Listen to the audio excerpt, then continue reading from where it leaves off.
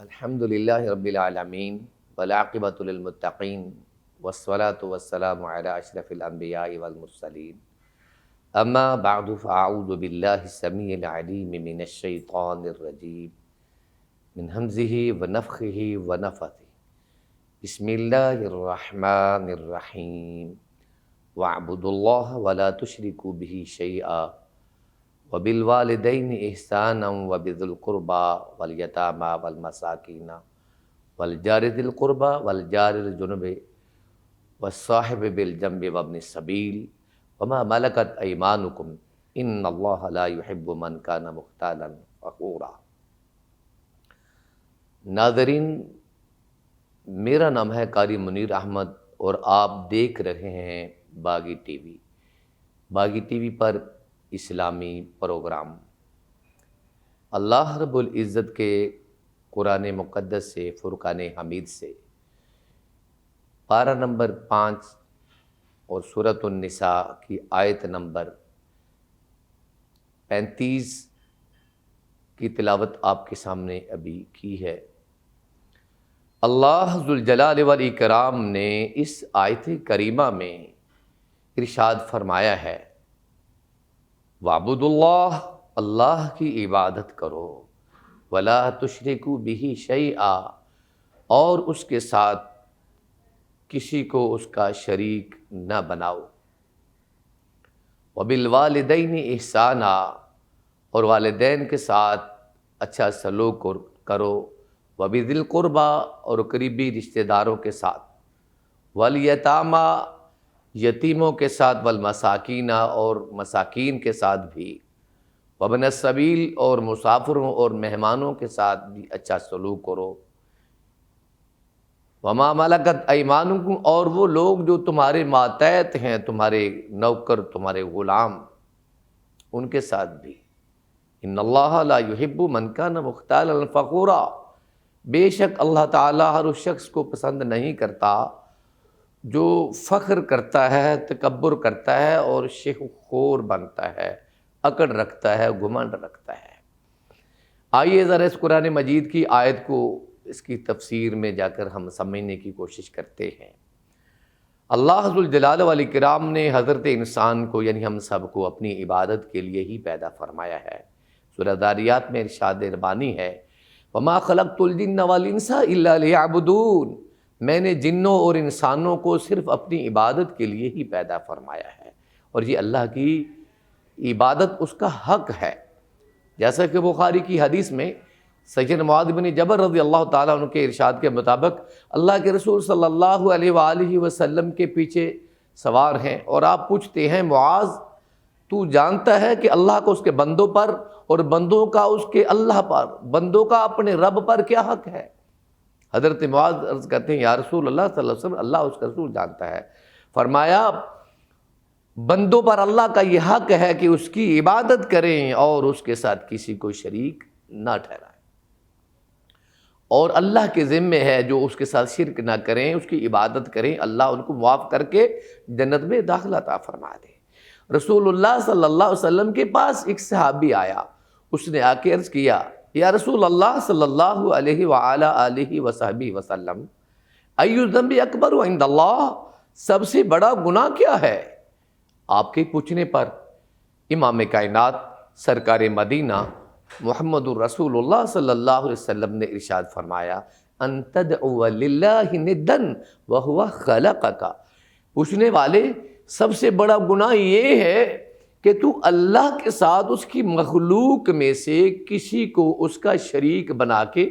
اس کی عبادت شروع کر دے، اس کو پکارنا شروع کر دے، اس کے آگے جھکے، اس سے مانگنے لگ جائے، جبکہ تجھے پیدا کرنے والا تیرا اللہ ہے، اور تو اللہ کے سوا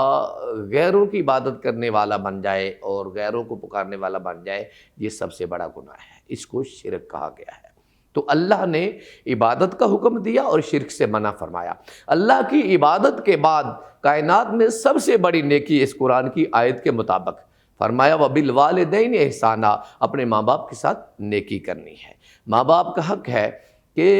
ان کی اطاعت کی جائے، تابعداری کی جائے، ان کے ارشادات، ان کے حکموں کے مطابق زندگی گزاری،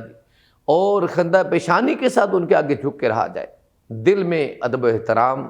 اور گفتگو میں ان کے آگے نرمی اور کردار بالکل شفاف اور تابع فرمان بن کے، فرمایا وَاخْفِضْ لَهُمَا جَنَاحَ الذُّلِّ مِنَ الرَّحْمَةِ، اطاعت فرما برداری اور رحمت کے بازو ان کے آگے جھکا کے رکھنا ہے اور ان کے لیے دعا کرنی ہے، وَرَبِّ ارْحَمْهُمَا كَمَا رَبَّيَانِي صَغِيرًا، میرے رب میرے ماں باپ پہ رحم فرما جیسے بچپن میں انہوں نے مجھے محبت سے پالا ہے۔ یقین کریں والدین زندہ ہوں تو ان کی خدمت اللہ کی عبادت کے بعد سب سے بڑی نیکی ہے، کیونکہ حدیث میں آتا ہے رسول اللہ صلی اللہ علیہ وسلم سے پوچھا گیا افضل عمل کیا ہے، فرمایا نماز کو اول وقت میں ادا کرنا۔ پوچھا گیا پھر کون سا عمل، فرمایا بر الوالدین، والدین کے ساتھ نیکی کرنا، حسن سلوک کرنا۔ پھر کون سا عمل، فرمایا جہاد فی سبیل اللہ کی راہ میں جہاد کرنا۔ اب اس حدیث میں دوسری بڑی نیکی اللہ کی عبادت کے بعد ماں باپ کے ساتھ نیکی ہے، اور اسی طرح اللہ کی عبادت کے بعد سب سے بڑا گناہ جو ہے وہ شرک ہے، تو شرک کے بعد سب سے بڑا گناہ جو ہے وہ ماں باپ کی نافرمانی۔ جس طرح سب سے بڑی نیکی ماں باپ کے ساتھ حسن سلوک کرنا ہے، اس طرح سب سے بڑا گناہ اللہ تعالیٰ کی عبادت کے سوا غیروں کی عبادت کرنا۔ تو پتہ چلا کہ والدین کی خدمت، اور حدیث میں آتا ہے جو ماں باپ کا فرما بردار ہے، اطاعت فرما برداری کرتا ہے اور ان کے حقوق کو ادا کرتا ہے، تو اللہ اس شخص سے راضی ہو جاتا ہے، کیونکہ ماں باپ کی دعا اولاد کے حق میں بڑی جلد قبول ہوتی ہے۔ اور ماں باپ کی دعا جو ہے وہ ہمیشہ اپنی اولاد کے لیے دعا کرنی چاہیے، اور فرمایا اپنی اولاد کے لیے بددعا بھی نہ کرو، اس لیے اولاد کو بھی چاہیے والدین کی دعائیں لینے والے کام کرے۔ آگے فرمایا وَبِذِي الْقُرْبَىٰ، قریبی رشتہ داروں کے ساتھ حسن سلوک کرنا ہے۔ قریبی رشتہ دار کون ہیں؟ ماں کے اور باپ کے رشتہ دار۔ ماں کے رشتہ دار جو ہیں یعنی خالہ ہے، یعنی نانو ہے، ماموں ہیں، اور اس طرح کے جو رشتہ دار ہیں ان کے ساتھ، اور باپ کے رشتہ داروں کے ساتھ حسن سلوک کرنا ہے۔ ان کے حقوق ہیں رشتہ داروں کے۔ نبی کریم صلی اللہ علیہ وسلم نے فرمایا جو شخص رشتہ داری پالتا ہے، صلہ رحمی کرتا ہے، تعلق بڑھاتا ہے، رشتہ داروں کے کام آتا ہے، ان کی ضرورتوں کو پورا کرتا ہے، ان کے مصیبتوں میں ان کے کام آتا ہے، بیمار پرسی کرتا ہے اور دیگر امور میں ان کا خیال رکھتا ہے، تو اللہ رب العزت اس بندے کا رزق بھی بڑھا دیتا ہے اور اس کی عمر میں بھی اللہ برکت فرما دیتا ہے۔ اور فرمایا قریبی رشتہ داروں کے بعد یتیموں کا حق ہے۔ نبی کریم صلی اللہ علیہ وسلم نے فرمایا میں اور یتیموں کو پالنے والا، ان کو کھانا کھلانے والا، ان کی تربیت کرنے والا، ان کو اچھی تعلیم دینے والا، ان کی شادی کرنے والا اور ان کی ذمہ داری اٹھانے والا، ان کے روٹی کپڑے کا خرچہ برداشت کرنے والا،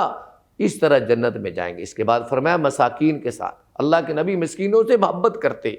اور فرمایا جو شخص چاہتا ہے کہ اللہ رب العزت کے مال میں برکت فرمائے، یتیموں سے محبت، مسکینوں سے پیار کرے اور مسافروں سے، اور اس طرح اللہ رب العزت نے فرمایا جو تمہارے نوکر اور غلام ہیں ان کے ساتھ جو کھانا خود کھاؤ، ملازموں کو وہی کھانا کھلاؤ، اور اسی طرح عزت کرو جس طرح تم اپنے رشتہ داروں کی کرتے ہو۔ پھر فرمایا ان اللہ لا یحب من کان مختالا فخورا، ان آیتوں کو جو مانتا ہے تو اللہ تعالیٰ کی اطاعت کرے گا، عبادت کرے گا، صلہ رحمی کرے گا، رشتہ داری پالے گا، سارے کام کرے گا، تو وہ تو اللہ کو محبوب ہے۔ اور فرمایا لا یحب من کان مختالا فخورا، لیکن جو عمل نہیں کرتا ہے، ان کو مانتا ہی نہیں، عمل ہی نہیں کرتا، تکبر کرتا ہے، آکر خار بڑھتا ہے اور غرور اس میں آ رہا ہے اور سمجھتا نہیں ہے، تو اللہ ایسے بندے کو قطعاً پسند نہیں کرتا ہے۔